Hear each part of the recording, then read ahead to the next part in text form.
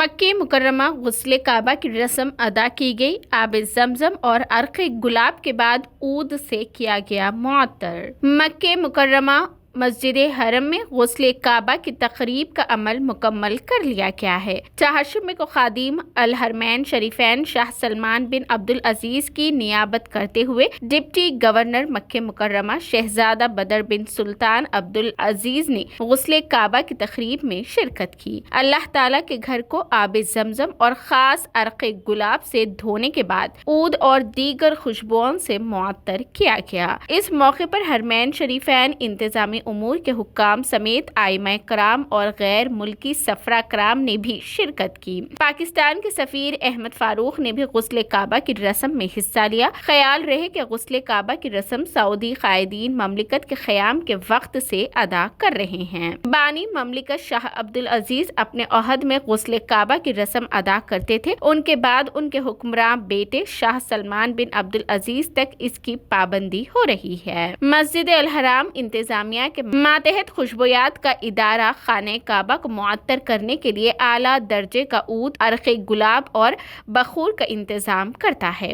حرمین شریفین انتظامیہ نے غسل کعبہ کی رسم کی تفصیل بیان کرتے ہوئے کہا کہ غسل کعبہ کی تیاری کے لیے 20 لیٹر آب زمزم چاندی کے 10 لیٹر کے 2 برتنوں میں رکھا جاتا ہے۔ انتظامیہ کا کہنا ہے کہ 10 لیٹر آب زمزم کے گیلن میں 549 ملی لیٹر طائف کا عرق گلاب شامل کیا جاتا ہے۔ غسل کعبہ سے قبل خانہ کعبہ کے اندرونی حصے کو اعلیٰ درجے کے عود سے دھواں دیا جاتا ہے۔ اس میں تقریباً نصف کلو عود استعمال ہوتا ہے۔ غسل کعبہ کا دوسرا مرحلہ سامان کی تیاری سے متعلق ہے۔ غسل کعبہ میں اعلیٰ درجے کے کاٹن کا کپڑا استعمال ہوتا ہے۔ اس پر حرمین شریفین پریسیڈنسی کا لوگو لگا ہوتا ہے۔ کاٹن کے کپڑے سے خانہ کعبہ کی دیواروں